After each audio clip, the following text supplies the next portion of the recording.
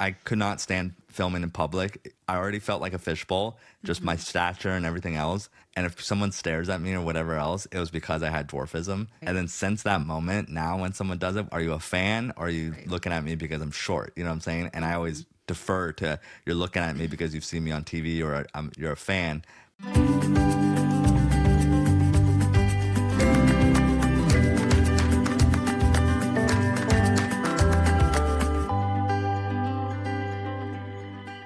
Hey everyone, welcome back to another episode of Raising Heights with Zach and Tori. I'm Zach. I'm Tori.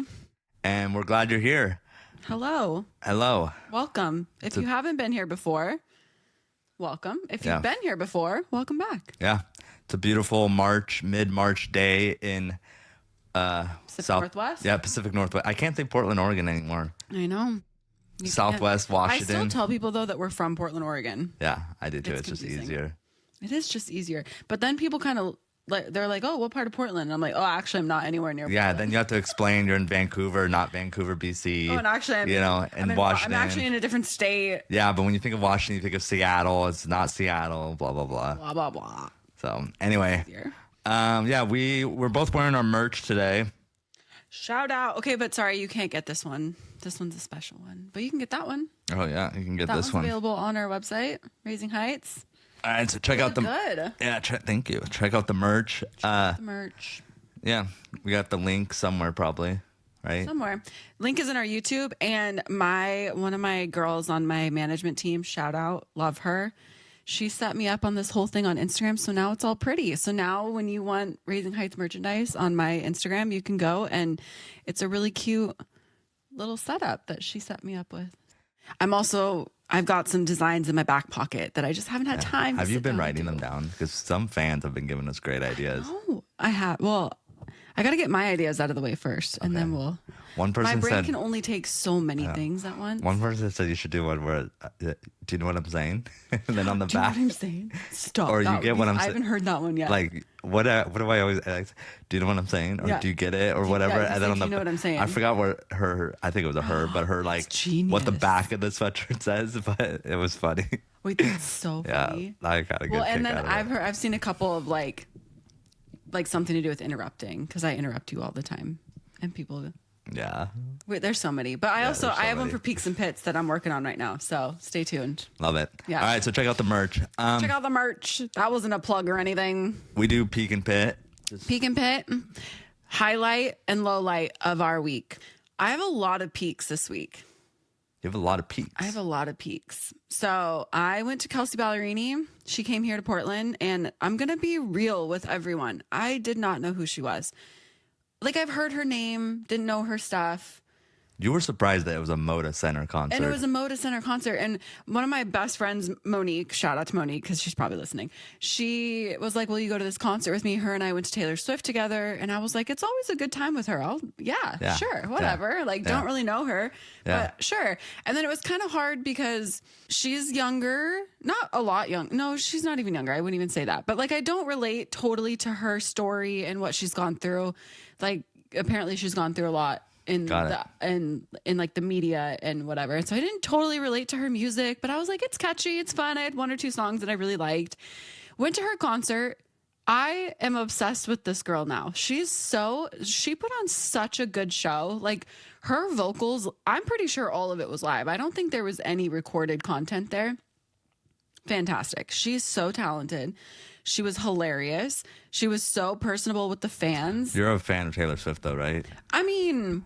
Or I was going to say, who's the better dancer? No, okay, so, like, that's the thing that I think people get wrong about me sometimes. I don't put all my eggs in one basket. Like, I like Taylor Swift, but she's not, like, my... Oh, I know. Okay, end-all, be-all. But the joke of the night was kind of like, we had so much fun at Taylor Swift, and that was kind of like a generational thing that you just had to go see it. You had to go experience it.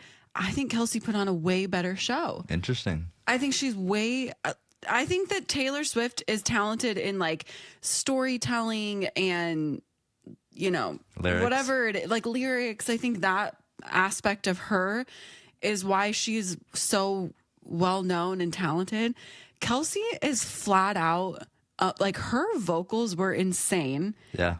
dancing was fantastic. It was just a great show. She was amazing. I'm a total fangirl now. And Well, like you said, you always have a good time with Monique too. I always have a good time with Monique. And Monique is her twin. It was so funny. I'm like, I get why you like her so much, because Monique was really obsessed with her, like loves her. Yeah. And I was like, I get it. You guys are twins. Like, you just look the same. Yeah. This, like, some of the things that, like, jokes that she made, the little sayings that she made on stage, I'm like, that's Monique. Monique says that all the time. And it was just great. So that was definitely a peak of mine, was going to Kelsey. Good. What, you said you had a couple peaks. Well, and then I also hosted a baby shower at our house, which was like so special. And I've been wanting to do a Bridgerton tea party theme for 2 years, and I finally got to do it, and it was so much fun. Love it. And we like got to celebrate one of my best friends is having a baby, and I feel like she felt really special, and it was just really fun. We had tea, and we did biscuits and clotted cream from the tea house in town, and we did little cucumber sandwiches. We did the whole thing. It was really cute. That's awesome. Love it. And Lila got to come too, which Lila. That was the highlight of her week. I kept having to tell her beforehand, all right, is this about you? Who's this about? Yeah. Should be Rudy. And then she kept asking, she's like, so when is Rudy's baby's, like, when is she coming? Yeah. Like, she thought it was going to be that day. Oh, the she baby was like, when is the baby coming? Yeah, when's the baby arrive? Like, well, you put her in a dress where I'm like, is she the main character here? She might have been the main character. Yeah. So, oopsies. Anyway, okay, that's awesome. Do you have any more? You said you had a... No, what was your peak? Ooh, I didn't really have a big peak. Hanging out with the boys during the baby shower was great, though. Like, we had a great time. Hung out, went to the new taco truck, and hung out in the shop and just had a good time. Nice. Yeah, haven't had... Jackson's first baseball game is today. I know. So I hope it doesn't get rained out. It is sunny right now. The peak hasn't exactly happened, I guess, but I've been looking forward to that. And Jackson's done really well in practice, so I think Jackson's gonna have a good time. That was another peak. Was yesterday. Zach is such a good dad. You guys, you have no.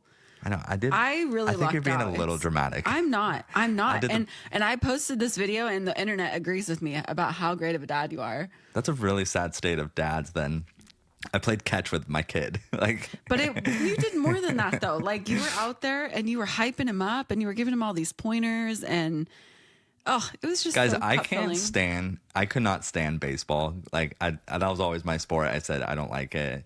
I can't stand it.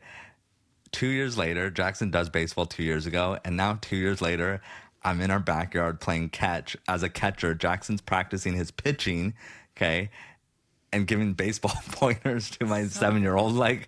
But beyond that, too, he buys this fancy baseball that can tell you how fast you're throwing. I know. You're so into it. We didn't do that. Well, Jackson sold me on it, too.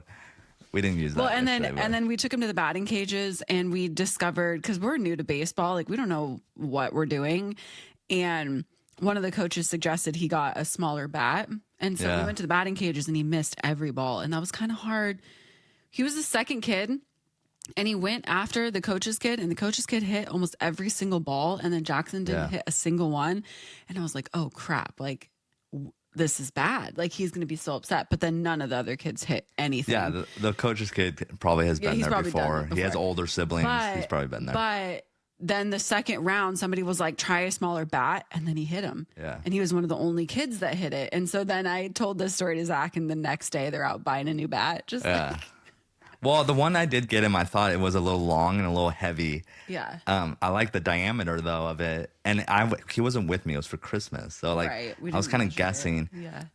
And I like the length, like shorter arms, but, like, you get over the plate, you know? Like, I don't know. Like, he has he can reach more of the strike zone without reaching. Right. So it seemed logical, but he did struggle, I think, with the weight of it. He's really good at coach pitch, though. When the coaches are at the practice pitching to him, he's hitting it. Yeah, so I think it was also just the machine. It was it was fast. Yeah, the ball was coming fast. So anyway, so that's my peak. Just general week was pretty good. Good. Yeah. I love that. You pit? Do you have a pit? No. Mine's irrelevant. Yeah. No, what do you mean? Or I got allergies. Like, the sun is bringing out, but I'd rather have the sun and have allergies than not have the sun. So that's my pit. I've had a good week. I have a really depressing pit. What's your pit? I don't know. Our accountant emailed me yesterday, and it's like 30, or it's like a month away from taxes or something like that. I'm really depressed for tax season this year. Tax season. I can't stand it. I can't talk about tax. Why would you bring that up right I now? know. That's so depressing. It was depressing. It kind of ruined my day, honestly. It kind of ruined my day now. That's my pit. There you go. Yeah. So I appreciate her giving me the heads up, but I was like, taking our money. I know, especially now, this political, like everything going on. I'm like, this is just, and just taxes are depressing. Like Taxes are. So it's a lot. Okay. Anyway. Not talk about that. For everyone else out there, it's like about a month away from tax season, Yeah. or tax time. Gosh. Okay, well, I am very, very excited for what we are about. Tori's a little to embark giddy. on. I'm a little giddy. Let's get through our peaks and pits. Let's be done. Yeah. Okay, Shut up, Zach. so we're starting something new today, which if you follow us for like parenting or life or anything, this is not going to be it. We're going to change it up a little bit, right? I bet you like 20% of our followers follow us for all that. 80% of our followers are waiting for this episode. They've sat through, how many episodes do we have for this moment? For right this now? moment. It's happening, you guys. This moment is here. I'm excited for it. I've been trying for it's not been 2 years. It's been a year. I've been trying for a year to get Zachary to do this. You kind of still didn't do it. I did it. I didn't but do it. we're here and we're doing it, and I'm excited. It's a tough swallow. So what we are going to do is we're going to do a little mini series here on rewatching episodes of Little People Big World and talking about them. Love it.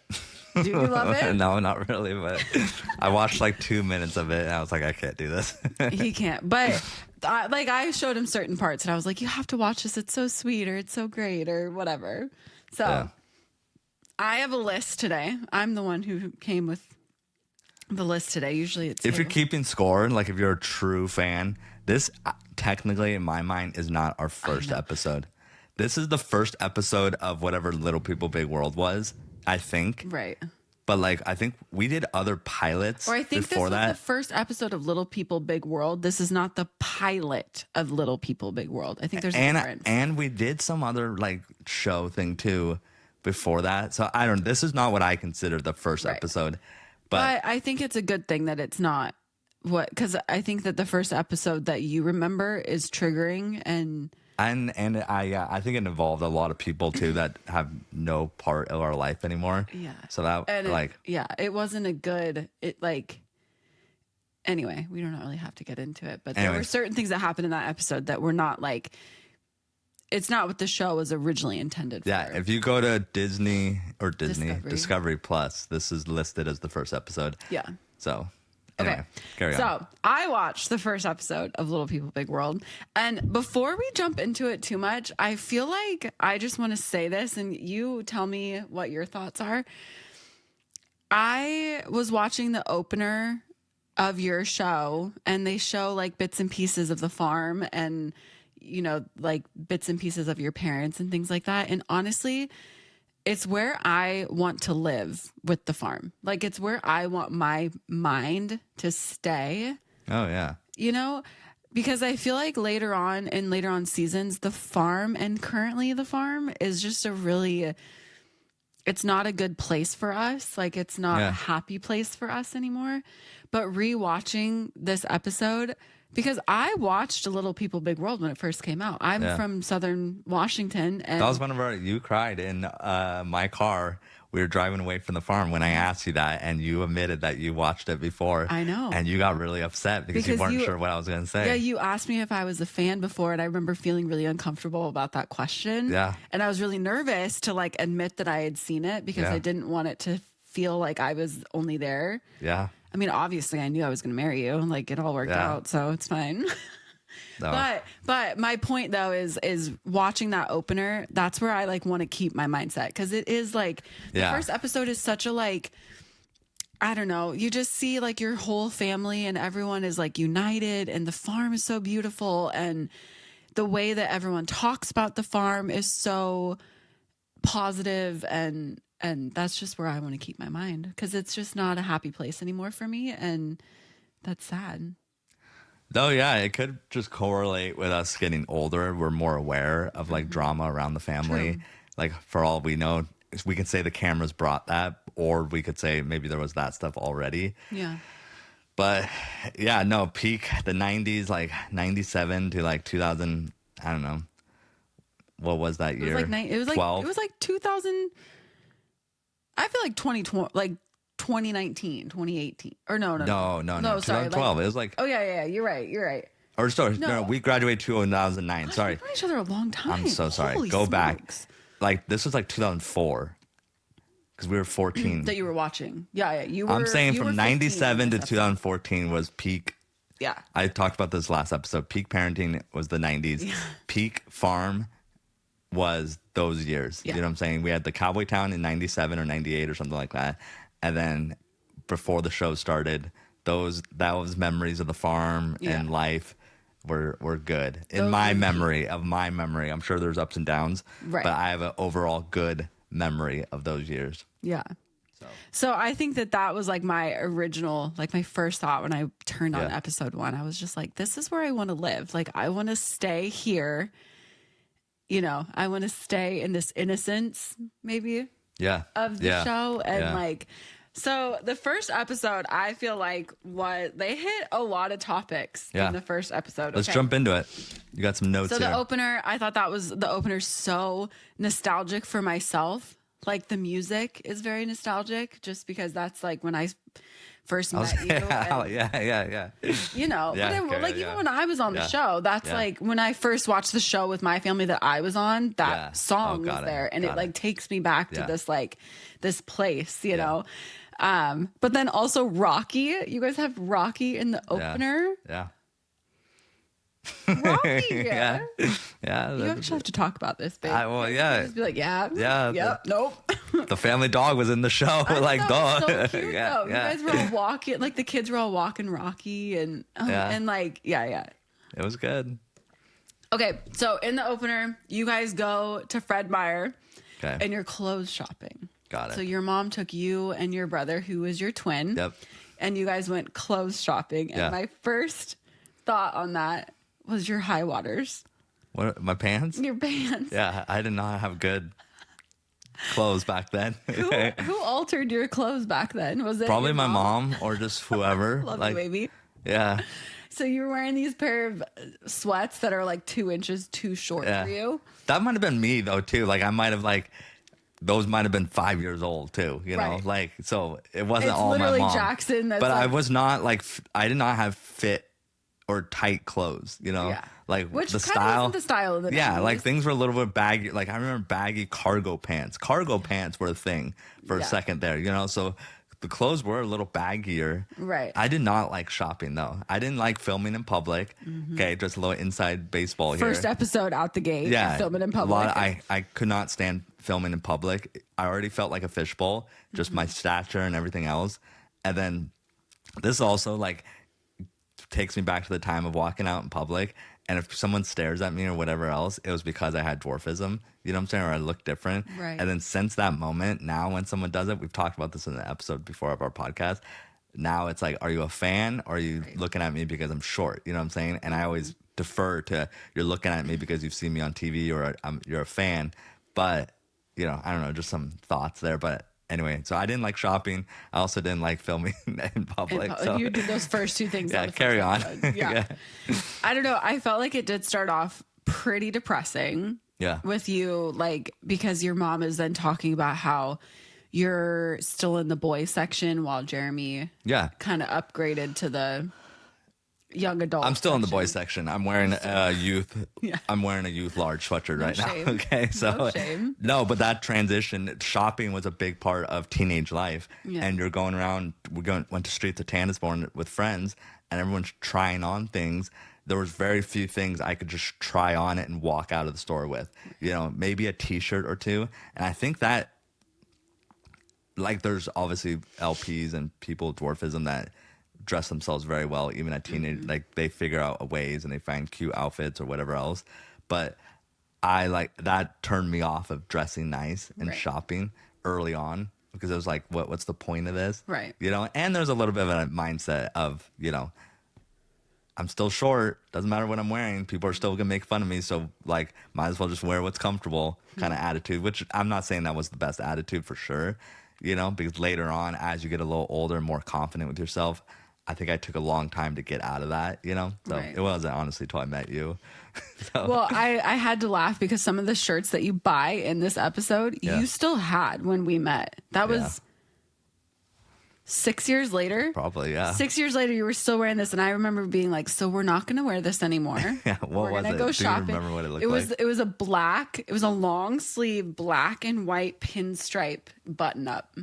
Oh, wow. Okay. Oh yeah. Yeah. Yikes. Oh, yeah. Well, I didn't like buttons up either. So, But man. I remember you wore like every nice thing we did when we first met. That's what you wore. I probably I wore the remember same thing every I time. remember buying you that like white. It was now it's super tight. You still have it Yeah, though. white It's one. super tight, and I bought you like a red tie to go with it for a yeah. wedding. And Oh, I yeah. was like, "You're not gonna wear that black one. You're Yeah. gonna wear this one." Yeah. Yeah. That's funny. But I Sorry, also was that your point with all that? Or, we're, yeah. no, we're Okay. talking about it. Yeah, I yeah. love it. Okay. I do think it was interesting though, and I don't want to like disrespect anyone too much, but Start the disrespect. it was kind of interesting to hear your brother talk about how because he lived with people with dwarfism, he knew what it felt like. I think that's a tough one. You don't know how they line the question up for him. Totally. You don't know, like, I think as a 15-year-old, I got what he was saying, you know? I just thought it was funny because he's like talking about this. He's like, "Yeah, I totally understand the mentality."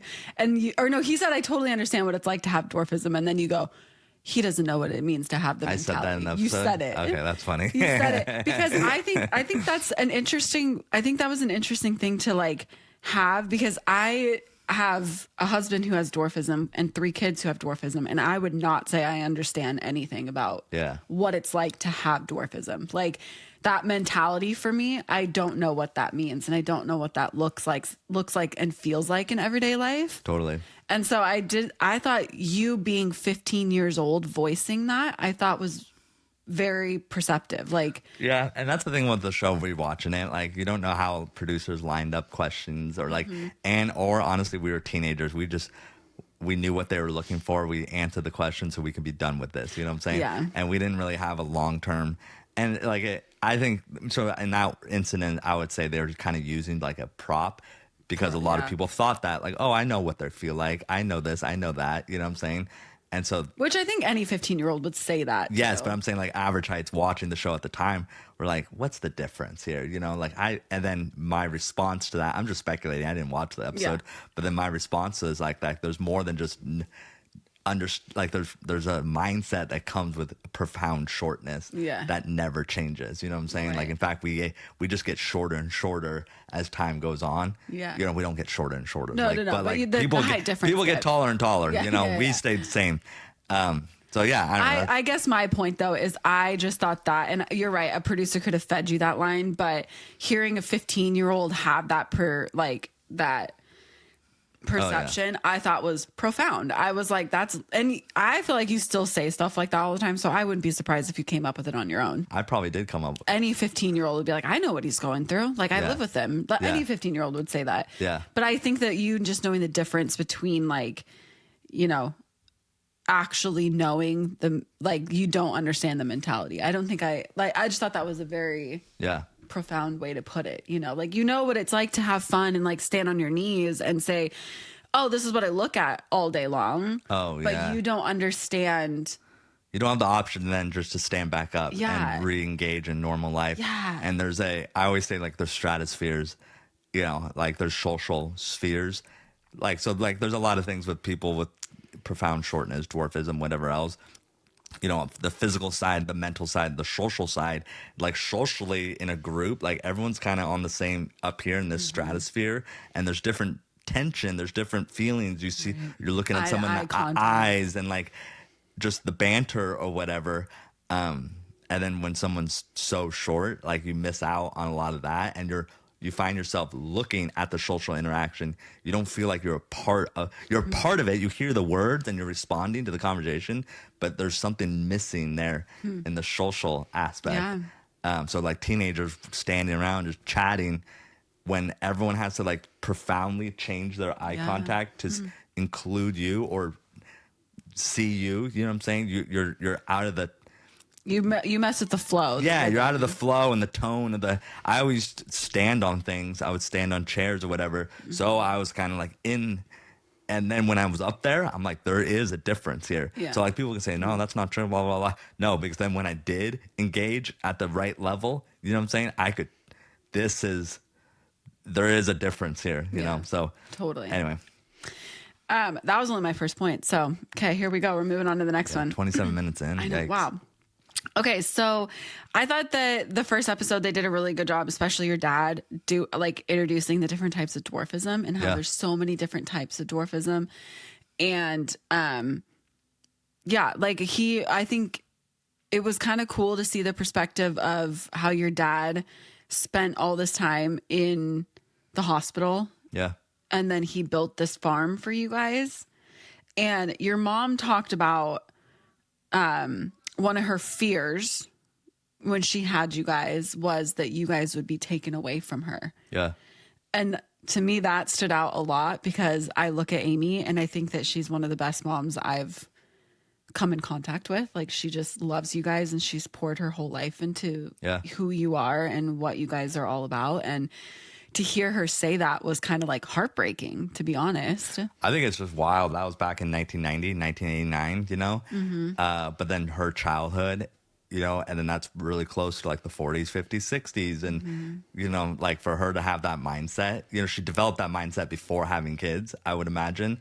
You know what I'm saying? Because I don't think she's saying that because I had dwarfism and anything else. She was saying that as her as a mom. Totally. You know, I think that's just crazy how time obviously has evolved, and we've evolved that's unheard of now. Like, you're not going to have your kids taken away just because you have a disability. Yeah. You know what I'm saying? But I think that would have been a totally valid fear of that's what I'm saying. Like, especially honestly, even in today's society, because I feel like anyone can call anything on anyone and you don't really have to have a grounds for anything.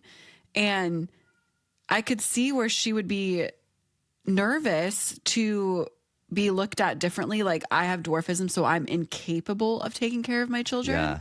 Yeah. And that is like heartbreaking. I cannot believe that she would ever feel that way, but then also like totally valid. I feel like people can be evil, and that's like a really, I don't know. I've never heard that before. And I'd never I remember my mom saying that a couple times growing up, and it is. I don't think I ever grasped it as a kid.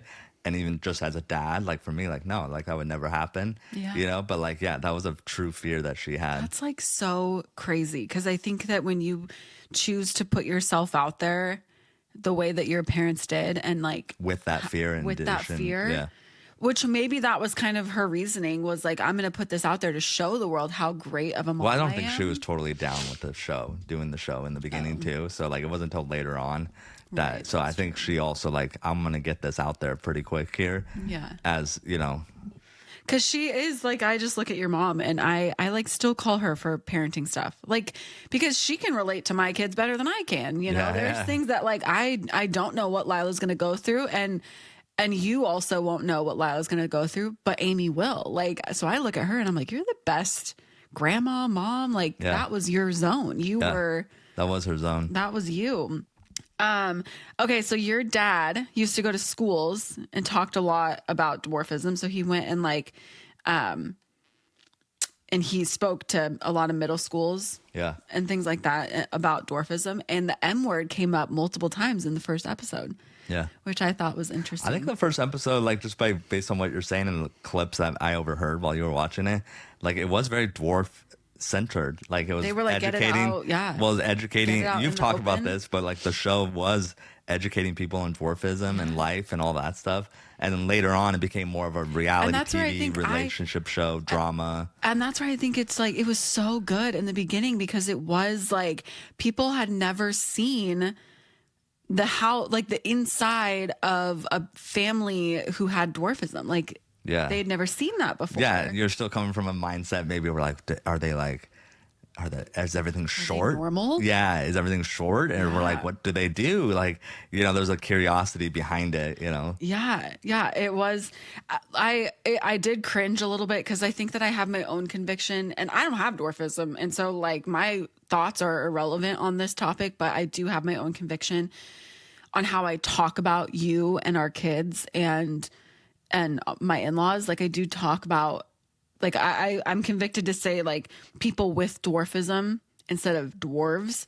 Yeah. And your family says it a lot in the first episode. Yeah. Like us dwarfs or us like. Well, you know. no, I think that's even we have evolved our language over time. Like back then, we would have said dwarf ourselves. We talked about this a couple episodes ago. Like the first LPA, like they were deciding between the M word or little people or dwarf What's or like offensive, what's what, you know. And then but how we all talk though, like you are an athlete with dwarfism. Yeah. You're people with dwarfism. You're not a dwarf. You're but not. back then it was you were a dwarf athlete. Yeah. Like, yes. And that's and your mom language has evolved. A couple times your mom, because there was a scene where you were playing soccer at indoor goals, which we'll talk about in a second, but your mom was watching you and she was saying, what did she say? She said, she was talking about health issues that people with achondroplasia have. Yeah. And she said, us achondroplasias.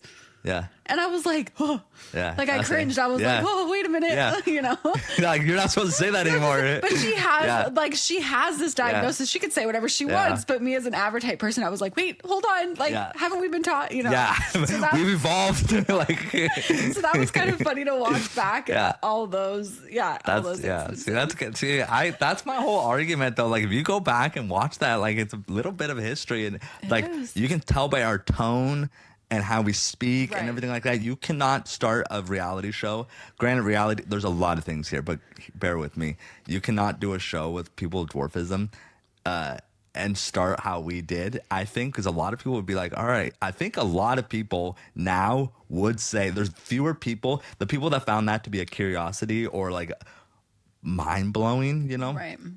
There's less of those people now. Yeah. Like you would have to jump into more of the reality side of it than do more of an educational piece because people would be like, yeah, we know, we get it. Like, like I truly believe like there's bad apples out there. Right. You know what I'm saying? But how that our show started, I don't think you could do it today because we have evolved so much. Mm-hmm. You know what I'm saying? And I don't know. That's my piece. You weren't offended by the little things back then where I feel like people now get offended. Like I didn't get offended, but I did kind of go like, oh, wait a minute. Haven't we like changed that? And there's people out there like that could still be like, okay, we can make this, we can evolve even more. Mm-hmm. Well, hold on. Now we're getting to like PC territory and woke and all that stuff. Right. And most stuff like as for a grand audience of TV, and again, the curiosity isn't there anymore. Social media and just there's a lot more people with dwarfism in the media in different areas. You know what I'm saying?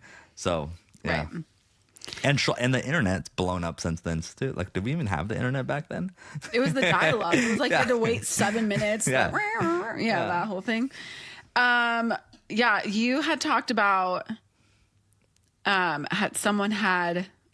and Papa make a couple cameos in this first episode, which was I love them. I miss Papa so much. But you had said that you went to Albertsons, and as you were walking in, someone yelled at you, freaking M word, and you had said in the show like, oh, stuff like that doesn't really bother me. I usually just let it slide, but it had bothered you enough to bring it up with Papa and your mom.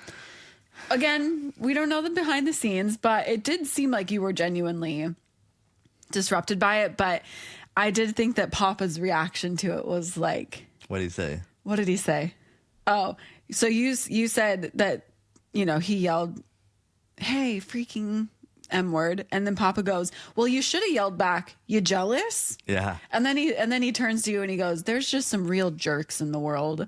And I just thought that was so Papa. That was such a good, response. That's a tough one because I wonder, what context was I in? Mm-hmm. I wasn't driving at the time. I was younger. So it's like, what? Yeah, you said that you ran in. After that. Was I with my friends or what?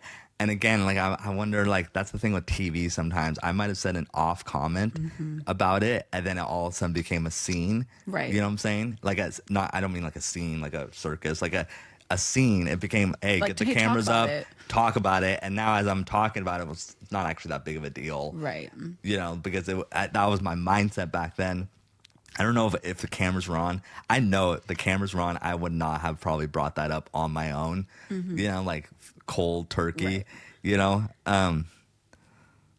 I And I just don't remember being that affected by that stuff. You know, Yeah. sometimes it was kind of like a weird, but it was also like I think that your dad brought up a good point too when he was talking to middle school students. He said that, like, yeah, people have yelled that word to me before, and he is just like, it doesn't affect, like, I've been through so much stuff in my life. Like, Yeah. I've overcome so much adversity and so much pain and so much everything. Call me whatever you want. I don't care. That's the mindset my dad has brought to us too. Like, a lot of, like, I get it. Everyone goes through their own thing and handles things differently. But there are times when people are like, we're so, like, oppressed. We're so this, we're so that. And then, like, someone says, hey, you M. And then you, like, freak out. And it's like, man, if you're that oppressed and you're that bothered by something irrelevant, you know what I'm saying? Like, are you that oppressed?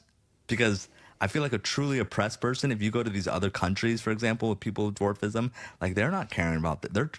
They hear it. They're every trying to day of their life. survive. They're trying to just like, survive. When you're oppressed, that means you're in a survival mode. Right. And when you're in survival mode, you'll be shocked by how many things are literally irrelevant. Right. And just you're trained to, like, I'm food, shelter, and safety. You know, words don't hurt me. You know, is that person actually attacking me physically? Then you get my point a little bit. And I do. And, like, my dad kind of. I think your dad did a great job, like, instilling, and Papa. Like, I think they did a great job instilling. Man, I feel like this, though, it speaks to our episode a few weeks ago. Just like my dad and my mom's success before the show, it paints that picture, the farm and everything, you know, but also the mindset that got us all to where we are. You know, this isn't. So that's interesting. You're so good at, like, this is why you're so good at having a podcast, because your memory is fantastic. My memory sucks. But I was going to bring that up because your dad also says he had a mindset of knowing he's going to have to work harder because he has dwarfism. And he said it outright. He's like, I know I have dwarfism. I know my life is going to be harder and I'm going to have to work more for what I want. Yeah. And I was like, this is what we just talked about. Yeah. Like, you know, like, he had that mindset before any of this garbage was part I really of don't social think media. that we had you're you know, equal and you can do just what everyone else can do. And then stop. No, it was always, you're going to have to work a little harder. You can do anything that anyone else can do. You're going to have to work harder. There's going to be other barriers that you have to fight over, which is fine. That's life, you know? And what did your mom say in the opener? Help me out. She goes, we can do anything that what did she say? We can do anything that anyone else can do, but just in a different way. Yeah. So, like, they built you up with this mindset of you can do anything, but, like, you're going to have to work hard for it and you're going to have to do it differently than what other people do. Yeah.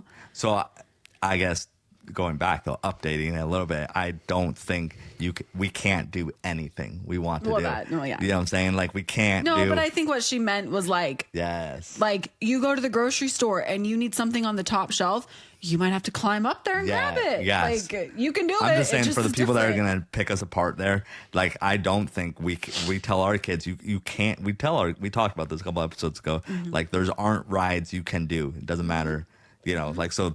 You can't go on the Incredicoaster because you updated might fall version, out of the the Incredicoaster. updated version of that, I get the general sense of that statement. Right.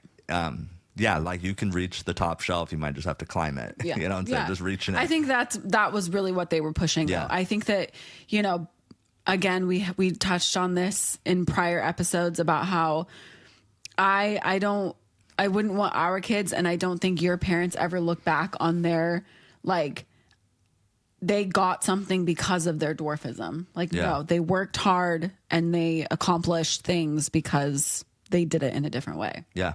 So, anything else you want to add on that one before I move on? No, there's just a lot. Like, I'm just trying to, my brain's been rattled. Yeah. So carry on. Okay. Well, let's talk about the soccer, because they show you, which, of course, TV, it was so dramatic and, like, depressing. But they show you at indoor goals, which also brought back so many memories for me. I know, that's so sad. So nostalgia. Yeah. I know, indoor goals isn't there anymore. I mean, it is, but it's not soccer anymore. Yeah, indoor goals is not there. It's not indoor goals. It's pickleball. Yeah. Well, anyway, so they're showing you. I kind of want to touch on Mike, because I think that it's really cool. You were there with a club team. It wasn't. Yeah. This wasn't the indoor team that you put together. This was like a club team that you guys were competing with. And I just thought I look at that whole scenario and I just really give him a lot of credit because I think that he really put you in a position where he gave you a chance to play soccer with these kids. Yeah. And you guys were talking about how this is probably the last year that you're going to play together, which wasn't the truth. You played for 3 more years, I think, after that. Yeah, I didn't play. He was our high school coach, too, and I didn't play our freshman year of high school. Which would have been 15, right? 14? Yeah, for 14, 15, yeah. something like that. This was right before our freshman year, I think. Something like that. Anyway, Mike did. But he coached your team, and him and Jared, he did personal training, one-on-one training with Jared and a couple other people, and then those teams that were formed, I kind of tagged along with. Right. But yeah, Michael had no problem including me. But that's where I thought that was cool because I think some coaches would look at you and be like, oh yeah, we're playing competitive now. We can't include this person. But I think he saw the potential in your mind and like how well you knew the game. Well, I think Mike also okay, we might lose a game if we have Zach, but like he didn't care. He also didn't care. Sometimes coaches don't want to deal with the social side of it too. Other kids making fun of me and having to deal with that, deal with the other coach, deal with just the attention a team has when they have someone so short on it. You know what I'm saying? There's other aspects to it than just the wins and losses that coaches don't want to deal with when they include someone like that.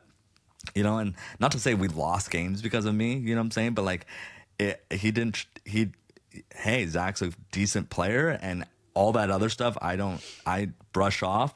You know what I'm saying? I give him more credit for that. Like, well, there's not a lot of coaches that would go with that. Yes, that's the problem. We see that sometimes in our world. It's like sometimes a player is good enough to play on this team, but the coach doesn't want to deal with the social side of it. He doesn't actually want to coach. He just wants to do the X's and O's of soccer. Yeah. There's more to coaching kids than the X's and O's, and by adding someone like that, regardless of how good he is or she is, there's other things beyond the X's and O's. And I think that he saw that. I think he saw you knew the game better than anyone out there. And that's like way rad. That's in TV does a very dramatic, like it was depressing. I was like, this is so sad watching Zachary play because they start out talking about all the things that you're terrible at with soccer. Like you're not as tall, you're not as fast, you're not as strong, you're not as whatever. And so you're like, oh man, I just really feel bad for this kid. Like this 15-year-old out there, this is depressing AF. And why are we watching this? Yeah. But then by the end of the soccer segment, you score like 3 goals. Yeah. And I'm like, that's the Zach that I knew. Like, yeah, he wasn't the fastest, strongest, but he was the smartest guy out there. He knew where to be and how to turn that ball and score better than anyone out there, hands down. Yeah, no, totally. It was your sister gives you a huge props too. She was like, if Zach was average height, she said he would be 3 times as good as anyone on that field. No, I think some of those intangibles I was good at though, like angles and just all that stuff. That's the difference. That's why maybe a player that dominates at U7 won't dominate later on because they're so used to just outrunning and how. Yeah. Man, I just ran up the stairs again. He just had to go check on Mila. Out just physically dominating kids. They don't learn the details. Right. They have bad habits. They were stronger. They were faster. They could move. Like I never had that advantage. So like I did have to know the details at a younger age. The angles. And it was one of those, my example, a player's coming at me. And it was kind of like I had to bite for the ball. You don't bite in soccer. Oh, and Zachary. But hold on. You have to bite for the ball. But if I lose this bite, there's no recovery run. Yeah. Like it's done. So that option though of like some kids, they'll bite it because I can just turn around and chase this guy down. Yeah. No. It was win now or lose, I love that you said that. You have such a good memory. I can't even. So for those of you who don't know soccer, biting the ball means like you go like You go for it. You go for it. You try to. You jump at them. You try to, and then if they go around you, all of a sudden now you're behind. You got to run back and grab it. You did that so much. I was like, I remember you used to yell at me for biting. You were like, "Don't bite, don't bite," and then you bit left and right. Yeah. Well, what else am I going to do? I'm not going to track. That's the thing. I'm not going to track I feel like as you got older, though, you didn't do that. When we played together, you did not bite at the ball. Well, these kids were more gun and go, and I was And probably you're in an 15, attacking like, position. yeah. I was probably a forward Right. in this video. Right. Therefore, like I had the luxury, I had the whole team behind me. Yeah. So say I did win, I'm right in front of the goal. It's go time. If I lose, okay, 5 players behind me. Yeah, Have fun with that.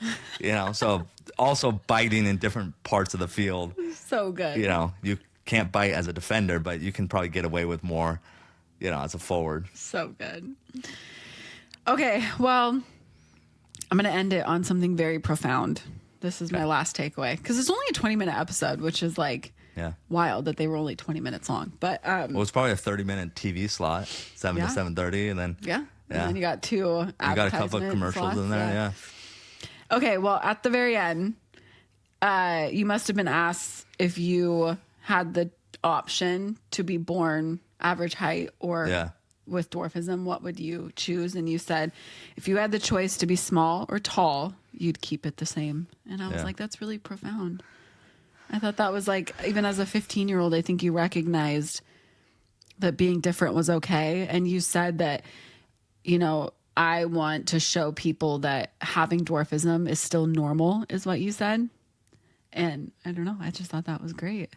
Yeah, no, I think, and also like what in those minds too. Like I always go to like pragmaticness or whatever, but like, what was I gonna say?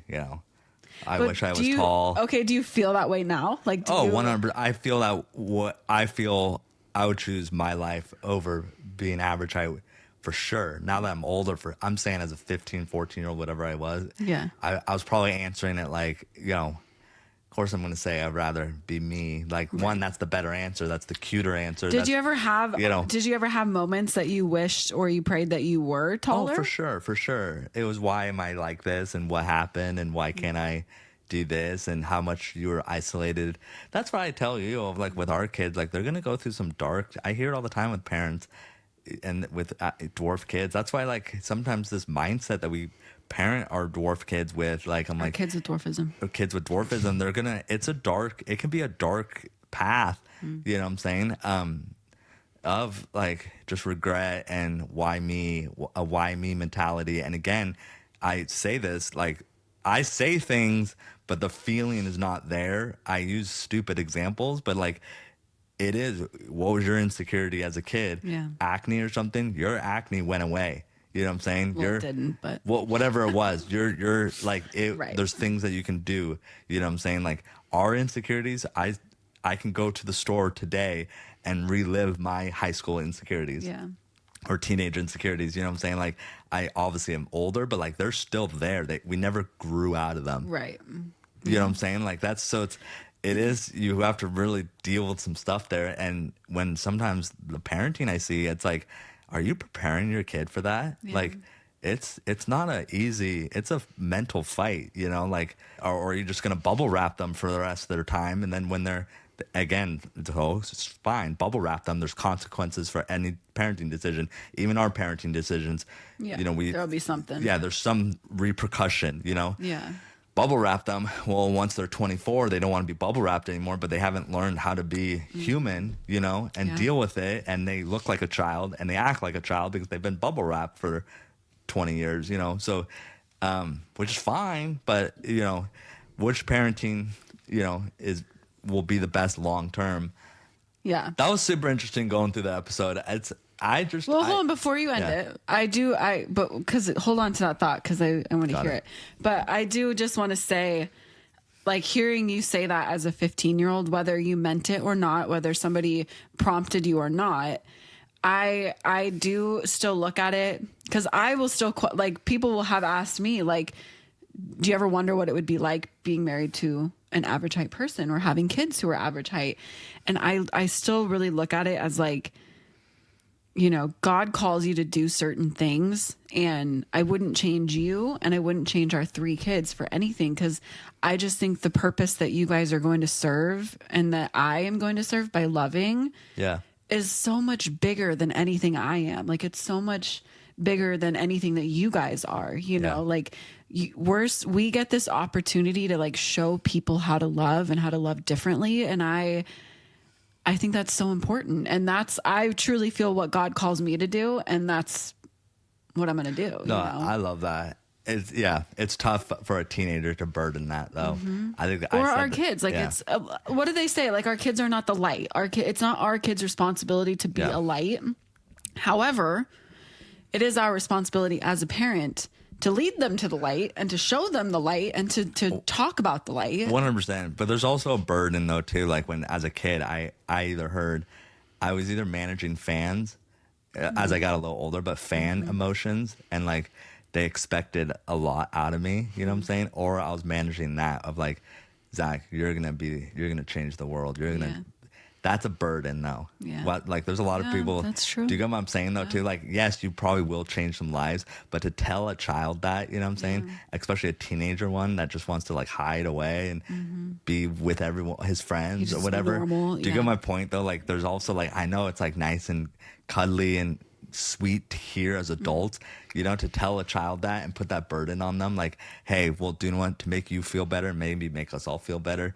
You're going to change the world. Like, oh, babe, that's so depressing. Yeah. Well, I don't know. I'm just saying, like, it is like it's depressing. It is a, you know, we can not whitewash it, but like, there is a little bit of like, hey, how can we like make us all feel better that he has this disability? You know what I'm saying? And that's one of the lines, shoot. You know, and it is, but it's also like, that's a big burden for a child to like, so now I have to, not only like I have to deal with this, but also I have to be a goody two shoes because I'm supposed to change the world and inspire all these people because I'm just surviving. You know what I'm saying? Like, I don't know. It's well, shoot. It's a deep. That's a different. It's a deep. It's deeper. It's a deep perspective, and that's our whole podcast of different perspectives. It's a deeper than just. I mean, I will look at you though, Zachary, and I will say that you've changed a lot of people. Like, I truly like. Not to get all mushy because I know that you hate that, but like you really have, I think, changed the narrative. Your whole family has changed the narrative of what it means to have dwarfism and live a different life than what people are used to, like used to seeing or used to living. Like whether that was hard for you to hear as a teenager or even in your adulthood, if that was hard to hear, it's true. Like you really have touched so many people, and I think that you've showed so many people how to like be accepting, and I don't know. I appreciate that. I guess I'm trying to justify like why there's different reasons why I don't always look back on the show fondly. You know, there's a lot of good things that came out of it, don't get me wrong, and I wouldn't change that. You know, but at the time when I was that young, you know, like I was already trying to deal with my dwarfism, and then you put like or I was dealing with my body, you put a spotlight on it. That's why I always say like I think I started the show, you know, like in the sense of like most of those major storylines from the pilot and this, you know, were like, it was me centric and dealing with, you know, who I was or what I was doing, you know what I'm saying? You know, my mom and dad were older. They were adults. They like right now I'm an adult. I have my ish together, my mentals together. They were older than you are now when they started the show. Yeah. So like they had their ish together. They can go talk about their childhood and all this other stuff. They were accepting of that life.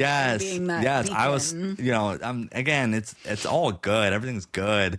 It's just there was. That's another T-shirt idea. It's all good. Everything's good. What is all good? It's just when we talk about it in this format, like it's not as easy as these one-liners that we hear on the show. In a 20-minute show, everything could be dissected. You know, and it's very difficult to take things for face value. It's like what was the context and why and what message were they trying to send, you know? And well, just to like wrap it up though, I think these first episodes of Little People Big World, they were truly trying to educate. They were truly, it wasn't a relationship show. It wasn't about the drama between your parents. Like it was a genuine, let us teach you about dwarfism and let us show you why we can be successful in our everyday life. 100%. And I think the show did that for sure. I think they for sure in the very beginning. So it was very inspiring for a lot of other people with dwarfism. A lot of like moms who just had, you know, it was a comfort for moms who just found out that their kids had dwarfism.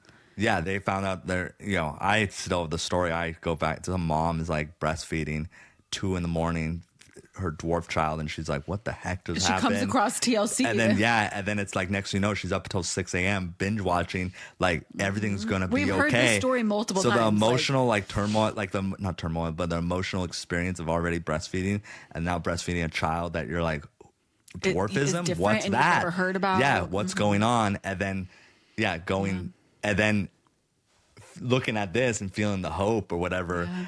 And just the security. Like, I think you guys just gave so much.